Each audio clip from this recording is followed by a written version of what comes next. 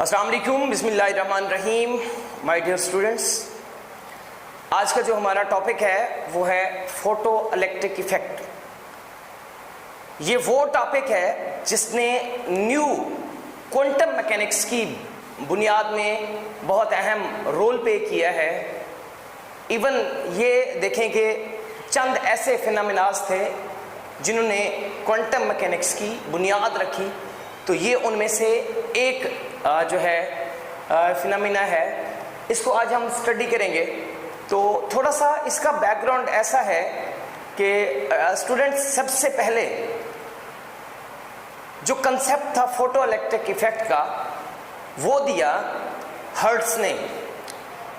हम elementary classes के अंदर फिजिक्स में पढ़ते रहते हैं, यानी फर्स्ट ईयर सेकेंड ईयर के अंदर भी आप पढ़ चुके होंगे, या बीएससी के अंदर पढ़ा होगा आपने, खासतौर पे बीएससी में पढ़ा होगा कि जो हर्ट्ज नामी बंदा था उसने अपना एक एक्सपेरिमेंट पेश किया था जिसका नाम था हर्ट्ज एक्सपेरिमेंट। तो डियर स्टूडेंट्स, सबसे पहले जो है हर्ट्ज ने ये फोटो इलेक्ट्रिक इफेक्ट जो है वो इंट्रोड्यूस करवाया। लेकिन जब उन्होंने इसको दरियाफ्त किया, दरियाफ्त करने के साथ साथ उसने इसको इग्नोर भी किया। यानी एक जो आपके पास फिनोमेना है वो आपको ये बताता है कि आपकी जो लाइट है वो इलेक्ट्रोमैग्नेटिक वेव है। तो उसी एक्सपेरिमेंट में ये भी कहा कि लाइट आपकी जो है वो पार्टिकल भी है। तो जैसा कि मैंने कहा, उन्होंने इसकी डिस्कवरी के साथ साथ इसको इग्नोर भी किया, बहुत अरसे तक जो है इस पे कोई काम नहीं हुआ। तो इन शॉर्ट जो फोटो इलेक्ट्रिक इफेक्ट है डियर स्टूडेंट्स, जब हम किसी मेटल सरफेस के ऊपर सूटेबल लाइट की जो फ्रीक्वेंसी है उसको फॉल करवाते हैं, तो उससे जो इमिशन ऑफ इलेक्ट्रॉन है उसको हम जो है फोटो इलेक्ट्रिक इफेक्ट या इमिशन ऑफ इलेक्ट्रॉन्स कहते हैं। तो डियर स्टूडेंट्स, इस एक्सपेरिमेंट के अंदर, जिसको हर्ट्ज एक्सपेरिमेंट्स के नाम से जाना गया, उसके अंदर जो है उन्होंने दो प्लेट्स यूज़ की थी। अभी हम उसको स्टार्ट करते हैं। ये जो एक्सपेरिमेंटल अरेंजमेंट है इस पर भी आते हैं। तो सबसे पहले जो है इसकी डेफिनेशन कि फोटो इलेक्ट्रिक इफेक्ट है क्या। Photo electric effect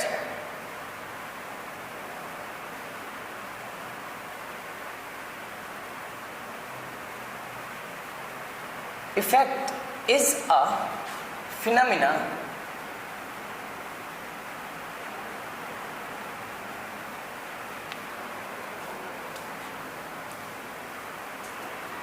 of the emission of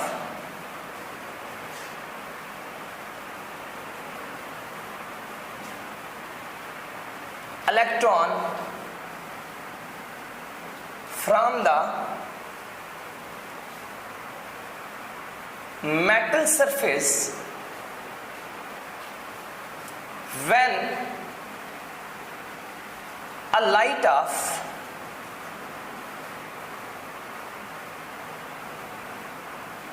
suitable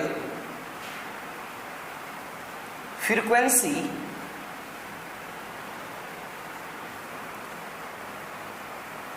falls over its surface.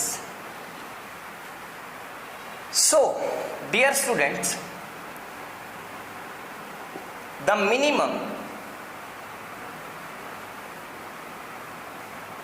frequency required is called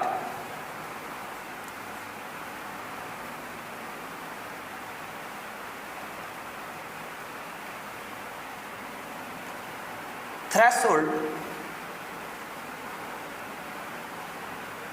frequency. और इसको मैं पूरे टॉपिक में न्यू नॉट से ज़हर करूंगा। द मिनिमम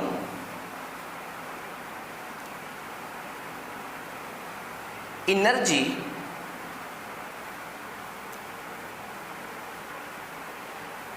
required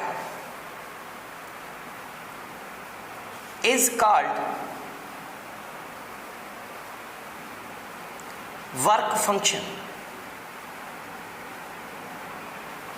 और इसको जो है मैं फाई नॉट से रिप्रेजेंट करूंगा।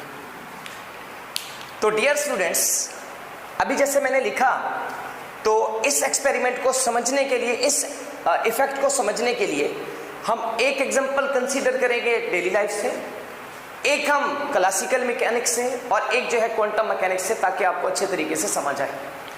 तो माय डियर स्टूडेंट्स, जैसा कि मैंने कहा कि फोटोइलेक्ट्रिक इफेक्ट एक ऐसा फिनोमेना है कि जब आप इमिशन करवाते हैं इलेक्ट्रॉन की, कब, जब आप एक सूटेबल लाइट की फ्रीक्वेंसी को किसी मेटल के ऊपर फॉल करवाते हैं, उसकी सरफेस के ऊपर फॉल करवाते हैं, तो वहां से आपके जो इमिशन ऑफ इलेक्ट्रॉन है, यही प्रोसेस जो है आपका फोटोइलेक्ट्रिक इफेक्ट कहलाता है। अब डियर स्टूडेंट्स, आप हर तरह की लाइट से इमिशन ऑफ इलेक्ट्रॉन नहीं करवा सकते।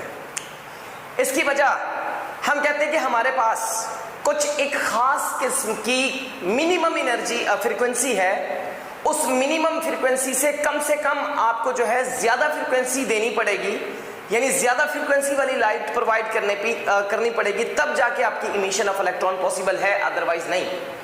हम कहते हैं वो जो मिनिमम एनर्जी रिक्वायर्ड है, उसका नाम जो है वो थ्रेशोल्ड फ्रीक्वेंसी है, जिसको न्यू नॉट से रिप्रेजेंट किया गया है।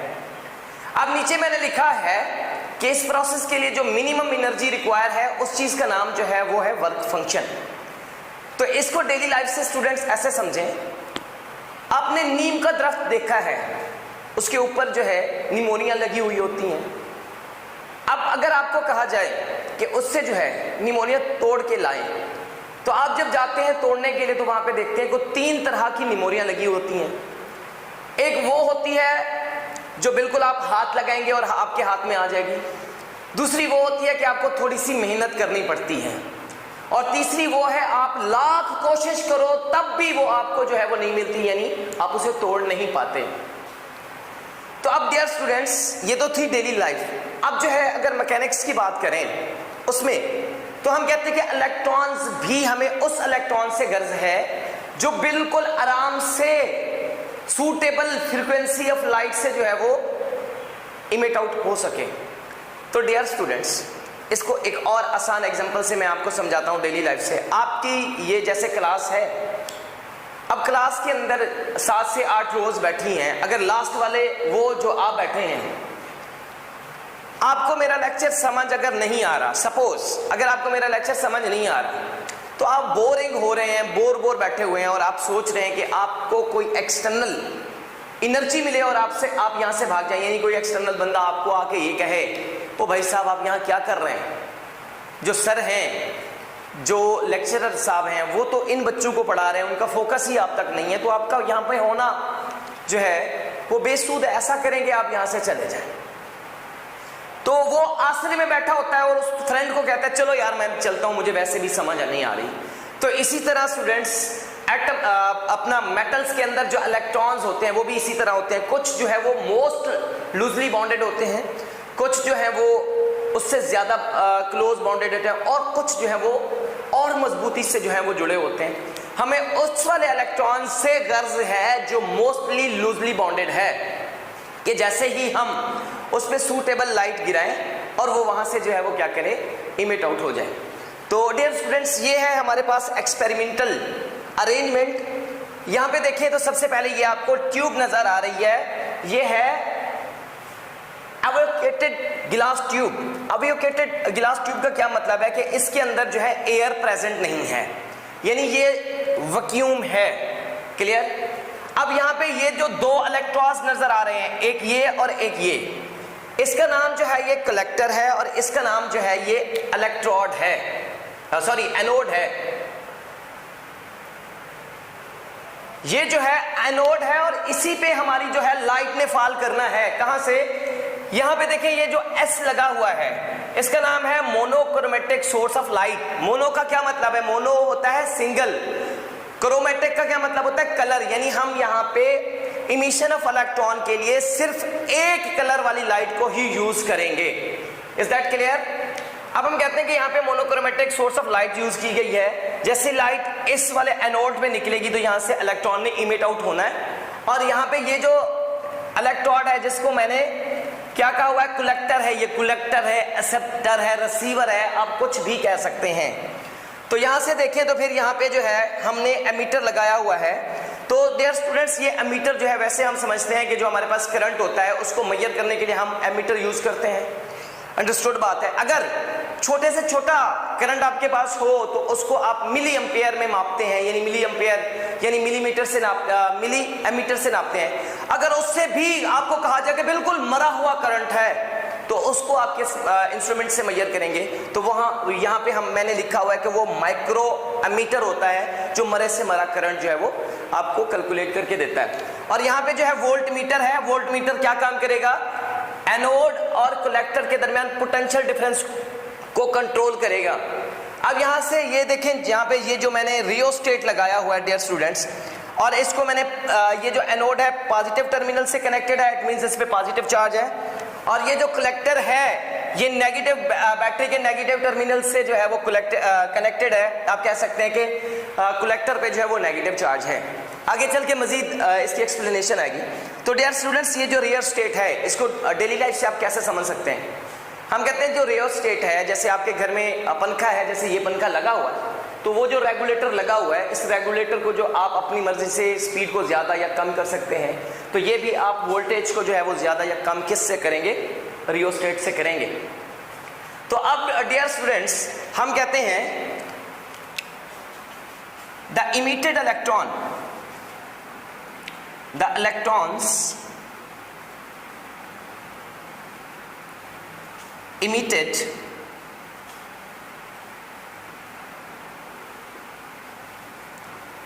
are called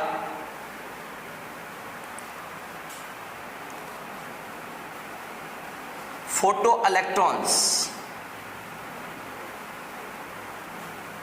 and the resultant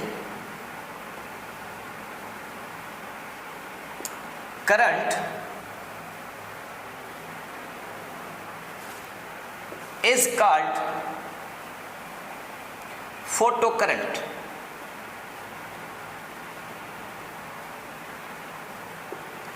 यानी जब इलेक्ट्रॉन जो है वो इमिट आउट होंगे उनको हम क्या कहेंगे? वो हमारे पास फोटो इलेक्ट्रॉन है, और फोटो इलेक्ट्रॉन की वजह से जो हमें करंट मिलेगा, जैसे मैंने कहा यहां से लाइट फॉल करवाई, यहां से इलेक्ट्रॉन निकले, कलेक्टर ने उसने कलेक्ट किया और यहां से जो है फिर करंट जो है वो फ्लो करना शुरू हुआ, यानी आपकी लूप जो है वो कंप्लीट हुई और आपके जो करंट है उसने फ्लो करना स्टार्ट कर दिया।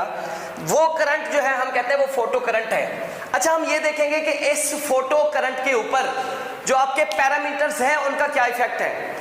डियर स्टूडेंट्स, पैरामीटर कौन कौन से हैं अब जो हम स्टडी करने वाले हैं? हमारे पास इंटेंसिटी है, हमारे पास फ्रीक्वेंसी है, और इसी तरह हम कहते हैं कि हमारे पास जो है ये पोटेंशियल डिफरेंस भी है।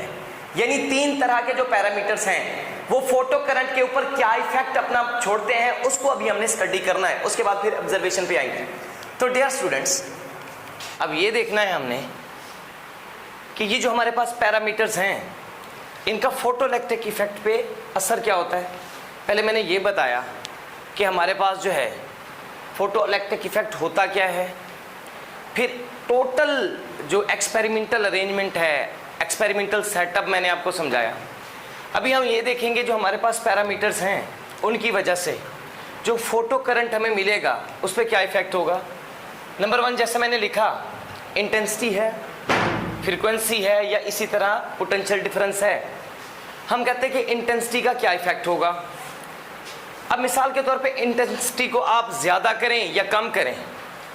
अब यहाँ पे ये जो मैंने सोर्स लगाया हुआ है, अब अगर इस सोर्स को आप करीब ले आएँ या दूर ले जाएं तो इससे जो है इमिशन ऑफ इलेक्ट्रॉन पे कोई इफेक्ट नहीं पड़ता। अब मिसाल के तौर पे हम कहते हैं कि जो लाइट आपकी इलेक्ट्रॉन को इमिट आउट नहीं करवा सकी, उसकी चाहे आप जितनी भी इंटेंसिटी जो है वो बढ़ा लो, कम कर लो, वो नहीं करेगी। मान लो कि जैसे हमारे घर में 200 वाट का एक बल्ब है और इसी तरह 1000 वाट का बल्ब है तो दोनों की रोशनी ही, उनकी शिद्दत का जो है, आप ये देख लें कि आपके पास जो 1000 वाट है उसकी जो है इंटेंसिटी ज़्यादा है और 200 की कम है। तो डियर स्टूडेंट्स, दूसरा जो हमारे पास फैक्टर है वो है फ्रीक्वेंसी। अब हम फ्रीक्वेंसी को कैसे चेंज कर सकते हैं? अब हम ये कहते हैं कि फ्रीक्वेंसी, ये जो हमारे पास यहाँ पे सोर्स है, सोर्स के सामने विंडो है और विंडो में हमने मुख्तलिफ जो है, जैसा कि अभी अगर हम अपने स्पेक्ट्रम की बात करें तो हमारे पास जो रेड कलर है सबसे कम वेवलेंथ उसी की होती है। तो डियर स्टूडेंट्स, अगर आप यहाँ पे फ्रीक्वेंसी को चेंज करना चाह रहे हो तो उसमें आपको क्या करना पड़ेगा, वो जो विंडो है उसके अंदर आपको अलग अलग जो है वो वेवलेंथ वाले कलर्स जो हैं वो उसके अंदर डालने पड़ेंगे। और फिर इसी तरह पोटेंशियल डिफरेंस जो है उसको आप कैसे वेरी कर सकते हो। हम कहते हैं कि यहाँ पे ये देखें, ये जो रियल स्टेट है, जैसा कि मैंने कल डेली लाइफ से भी एग्जांपल दी थी कि रियल स्टेट हमें कहाँ मिलता है। ये जैसे ये हमारे पास फ़ैन है, फ़ैन का ये जो रेगुलेटर लगा हुआ है इसको अपनी मर्ज़ी से हम क्या कर सकते हैं, स्पीड को ज़्यादा या कम कर सकते हैं, ये हमारे अख्तियार में होता है। तो आप ये समझ लें कि हमारे पास रियोस्टेट जो है यही फ़ैन के ये जो बटन लगा हुआ है इसकी तरह काम करता है। इससे आप क्या करते हैं कि अपने पोटेंशियल डिफरेंस को अपनी मर्ज़ी से बढ़ा भी सकते हैं और कम भी कर सकते हैं। अब माय डियर स्टूडेंट्स, आपने तवज्जो करनी है। अभी हमने पूरा सेटअप देखा, इसके बारे में हिस्ट्री पढ़ी, अभी हमने ये भी देखा कि पैरामीटर्स को चेंज करने से फोटो करंट पे क्या इफेक्ट होगा। Is that clear or not? Yes sir. अब हम ये देखेंगे कि हमने ऑब्जर्व क्या किया during our experiment, during our study, कि हमने क्या ऑब्जर्व किया। तो अब जो है यहाँ पे हम ऑब्जर्वेशन लिखेंगे।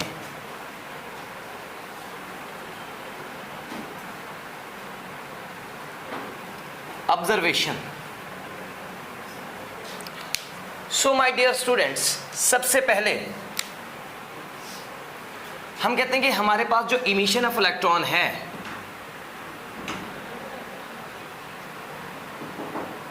The emission of electrons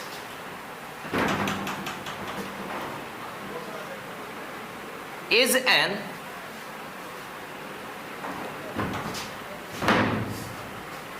instantaneous process।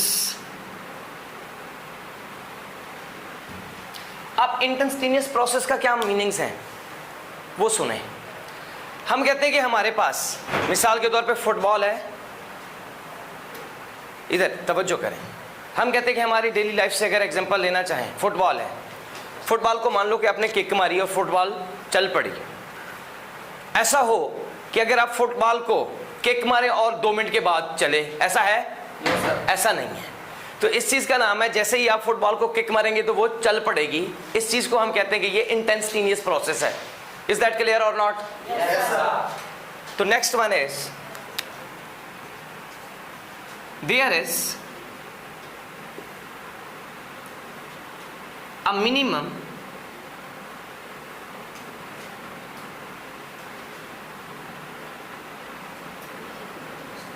frequency below which no any electron emission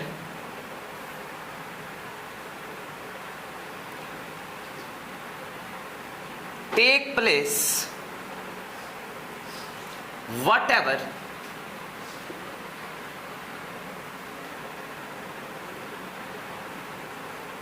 be the intensity। इस पॉइंट पे माय डियर स्टूडेंट्स आपने तवज्जो करनी है। हम कहते हैं कि हमारे पास एक मिनिमम फ्रीक्वेंसी है।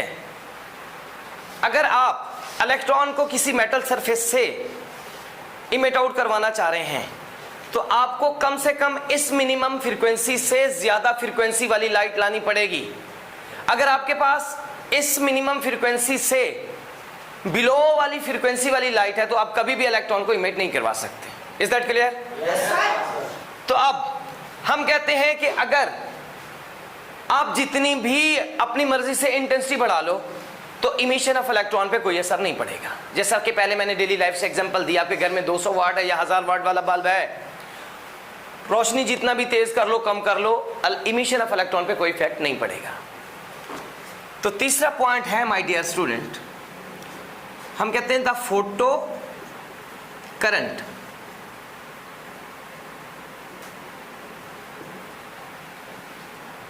increases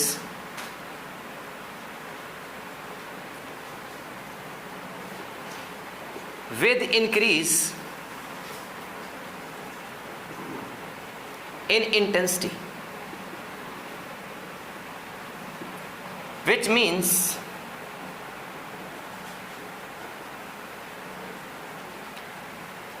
the number of electrons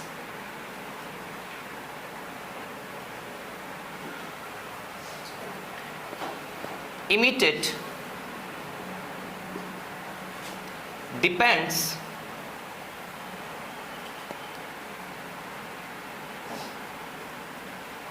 upon the intensity. There is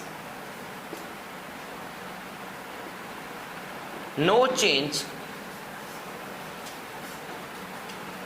in current by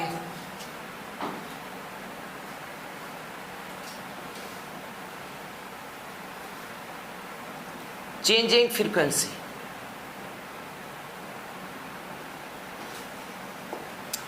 इसका क्या मतलब है? हम कहते हैं जो हमारे पास इमिशन ऑफ इलेक्ट्रॉन है वो इंटेंसिटी पे डिपेंड करेगा। अब जो हमारे पास फोटो करंट है, जो फोटो करंट है हमारा, उसका फ्रीक्वेंसी के साथ कोई ताल्लुक नहीं है, वो इमिशन ऑफ इलेक्ट्रॉन के साथ है। यानी जितना ज़्यादा इमिशन ऑफ इलेक्ट्रॉन होगी आपको करंट तो उतना ज़्यादा मिलेगा, लेकिन आपकी फ्रीक्वेंसी पे जो है वो डायरेक्टली प्रोपोर्शनल नहीं है। Is that clear or not? तो अब थैंक यू।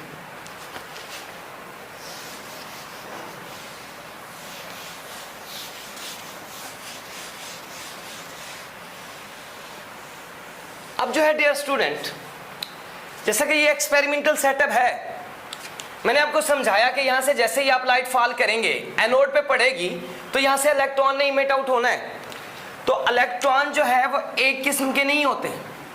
मैंने कहा कुछ सबसे ज्यादा दौड़ने वाले हैं, कुछ नॉर्मल दौड़ने वाले, और कुछ ऐसे हैं जो बिल्कुल सुस्त आराम से जा रहे हैं। अब यहां पे जो है नेगेटिव पोटेंशियल है। नेगेटिव पोटेंशियल क्यों है? हम कहते हैं कि ये जो हमारे पास कलेक्टर है उसको मैंने negative terminal of the battery connect किया हुआ है। इट मींस इसके ऊपर जो है भी नेगेटिव पोटेंशियल है।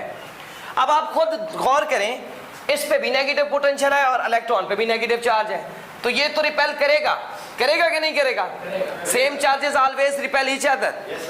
ऐसा है कि नहीं है? तो अब हमारे पास जो है कलेक्टर क्या करेगा, इन वाले इलेक्ट्रॉन को जो है वो रिपेल करेगा, लेकिन कब तक करेगा? जब तक उसके पास उतनी ताकत है। अब हम कहते हैं कुछ फास्ट मूविंग है, कुछ स्लोली है, कुछ बिल्कुल स्लो है। जो फास्ट मूव कर रहे हैं वो तो बिल्कुल कलेक्टर को पास कर जाएंगे, जिसकी वजह से आपको फोटो करंट मिलेगा। कुछ जो स्लो हैं वो भी पार कर जाएंगे। बिल्कुल जो स्लो हैं उनको जो है आपका ये कलेक्टर उनको रिपेल करता रहेगा। ऐसा समझें कि आपके पास 100 इलेक्ट्रॉन आ रहे थे, जो 10 से बिल्कुल मरे हुए आ रहे थे, तो उनको कलेक्टर ने स्टॉप कर दिया। अब मिसाल के तौर पे अभी जब इस वाले नेगेटिव पोटेंशियल की जो वैल्यू थी वो -1 वोल्ट थी, अब अगर उसे 1 से बढ़ा के -2 कर दें तो अब क्या होगा?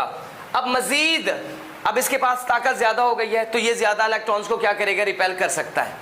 तो अब मान लो कि अब पहले 90 आ रहे थे तो अब 80 हो गए। इसी तरह जितना आप नेगेटिव पोटेंशियल बढ़ाते जाएंगे, एक स्टेज ऐसी आएगी कि जो सबसे ज्यादा फास्ट मूविंग इलेक्ट्रॉन होगा उसको भी आपका ये कलेक्टर जो है वो रोक देगा। कब? जब आप ये नेगेटिव पोटेंशियल को इंक्रीज करते जाएंगे इवन के उस इलेक्ट्रॉन की स्पीड के बराबर जो सबसे ज्यादा दौड़ने वाला है, तब आप क्या कर सकते हैं? उसको स्टॉप कर सकते हैं। तो dear students, next our point is point number 4। If we gradually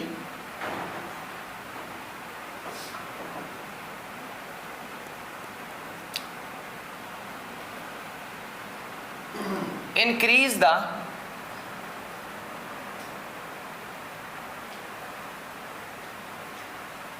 negative potential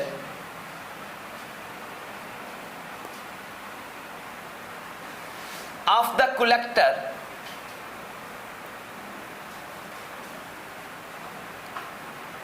then the electron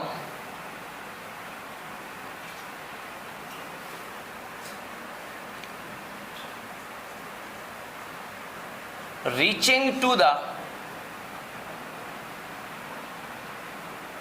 collector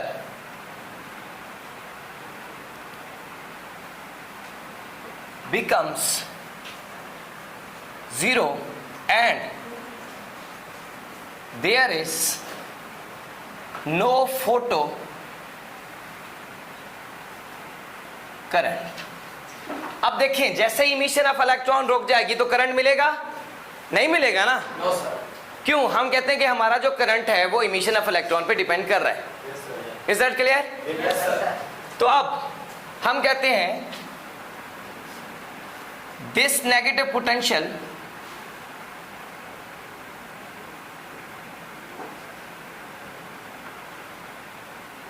is called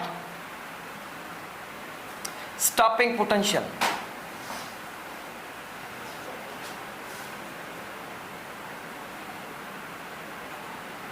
और स्टॉपिंग पोटेंशियल को कैपिटल V नॉट से मैं रिप्रेजेंट करूंगा। Is that clear? Stopping potential आपको यहीं से अंदाजा हो जाना चाहिए कि आप इलेक्ट्रॉन को स्टॉप ही करवा रहे हैं। अब स्टॉप करवा रहे हैं तो वहां से जो हमें वो टर्म मिली, हम कहते हैं वो है तो ताकत ही, पोटेंशियल है तो ताकत ही है, तो वो है क्या हमारे पास? वो स्टॉपिंग पोटेंशियल है। Is that clear? Yes sir. तो next point is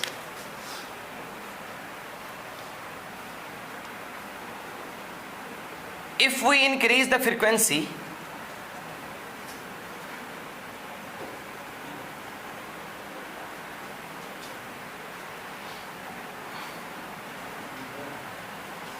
increases the frequency, the potential the stopping potential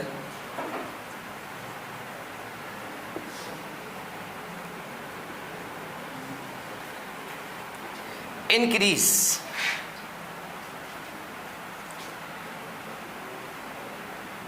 which means the kinetic energy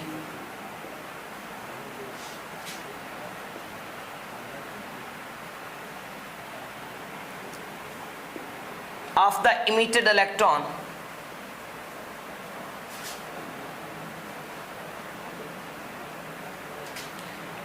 electrons increases।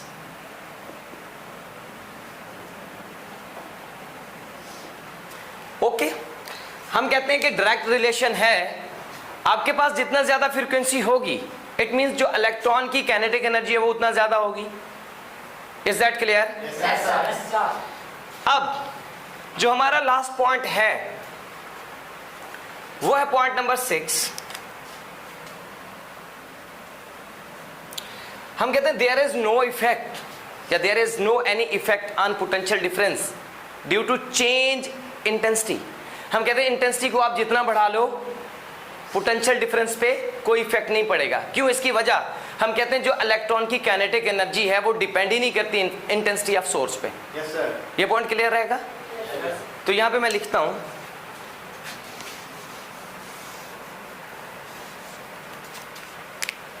Point number 6,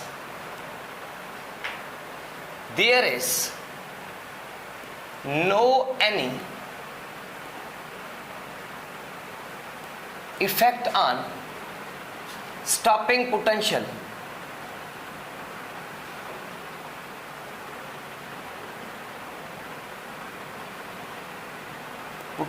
due to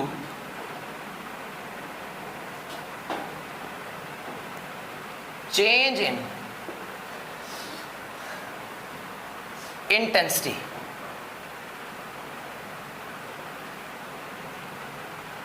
which means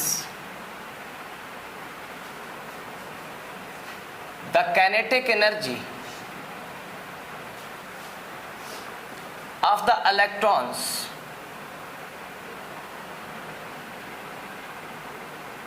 does not depends on intensity of source। Is that clear my dear students? Yes, sir. तो ये था हमारा topic about photo electric effect. तो आपने इसे अच्छे तरीके से याद करना है। पहले भी आप इसका इंट्रो दे चुके हैं एलिमेंट्री फिजिक्स के अंदर, यानी फर्स्ट ईयर और सेकेंड ईयर के अंदर इसे बात आसानी पढ़ चुके हैं। Thank you.